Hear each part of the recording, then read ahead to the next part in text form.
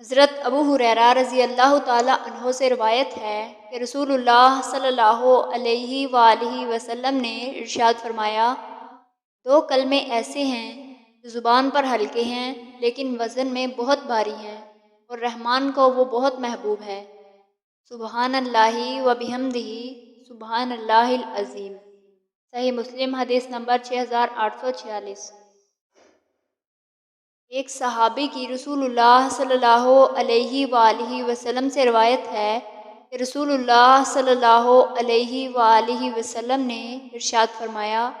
میرے دل پر کبھی کبھی غفلت آ جاتی ہے، اسی وجہ سے میں دن میں 100 مرتبہ اللہ سے استغفار کرتا ہوں۔ صحیح مسلم حدیث نمبر 6858۔ حضرت عبداللہ بن عمر رضی اللہ تعالیٰ عنہ سے روایت ہے کہ حضرت ابو بکر صدیق رضی اللہ تعالیٰ عنہ نے رسول اللہ صلی اللہ علیہ وآلہ وسلم سے عرض کیا، یا رسول اللہ، مجھے ایسی دعائیں تعلیم دیں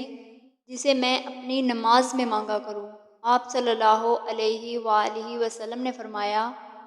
اللہم انی ظلمت نفسی ظلما کثیرا، پڑھا کرو کہ اے اللہ، میں نے اپنی جان پر بہت بڑا ظلم کیا اور بہت زیادہ ظلم کیا، اور تیرے سوا گناہوں کو معاف کرنے والا کوئی نہیں، بس اپنے پاس سے میری مغفرت فرما اور مجھ پر رحم فرما، بے شک تو ہی معاف کرنے والا نہایت مہربان ہے۔ صحیح مسلم حدیث نمبر 6869۔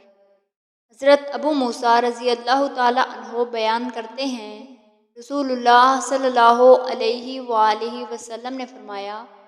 قرآن مجید کی تلاوت کرنے والا مومن نارنگی کی طرح ہے، اس کی خوشبو بھی اچھی ہے اور وہ خوش ذائقہ بھی ہے، اور قرآن مجید کی تلاوت نہ کرنے والا مومن کھجور کی طرح ہے، جس کی خوشبو نہیں لیکن اس کا ذائقہ شیریں ہے، اور قرآن مجید نہ پڑھنے والے منافق کی مثال مے کی طرح ہے، جس کی خوشبو نہیں اور اس کا ذائقہ بھی کڑوا ہے،